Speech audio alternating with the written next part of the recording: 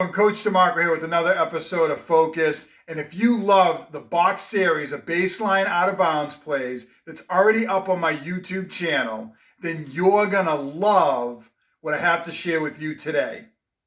The Tennessee box series, made famous by Tennessee head basketball coach Rick Barnes, has a number of different options off of it. Today, I'm gonna share with you the first play in the series, and also what makes it a little bit different from the original box series that is already up on this channel. You're gonna love the Tennessee box series. Let's check it out.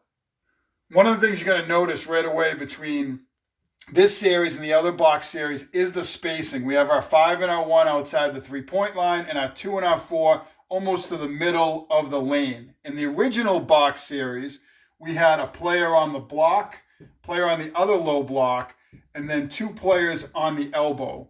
It was a little bit tighter, and there's some advantages to that, but there's also some real advantages to spacing out these players wider. We're going to take a look at that right now, but just in particular, I like the options on the weak side, and I like some of the options that we can get out on the perimeter as well, and you're going to see one of those right now.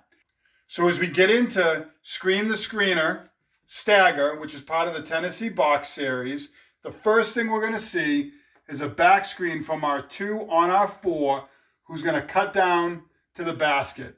This is really tough to defend because we have really good spacing, and this player could be open for an easy layup the first time you run this play.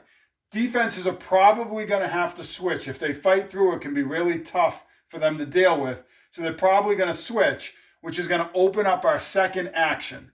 We're going to have our 1 come into right around the elbow area, and our 5 work just behind them. And now here comes the Screen the Screener stagger action. Our 2 is going to, after setting that screen, work off of this stagger screen. There's a couple of different things they can do. They could curl it if their defender's really tight and probably get a layup or a little runner off of this. Or the option we're going to see in the video is that they're going to come off this stagger and actually settle in behind the 5 based on how their defender tries to get through. And we're going to go from 3 over to 2, and we're going to get an open 3-point shot. As you look at this play, you can probably envision some of the other options and things that you can do off of it. And in the coming weeks, I'm going to share with you some of those other wrinkles. Let's take a look at the video clip. So here is the initial setup. As I mentioned, there's the box look with our players spread out beyond the 3-point line and 2 players right about down the middle of the paint. As I hit play here, we're going to see the back screen, and then we're going to see the staggered screen and the 3-pointer. One thing I want to point out on the back screen is that it almost acts as a ghost screen, or the offensive player acting as though he's going to set that back screen and really running off the stagger.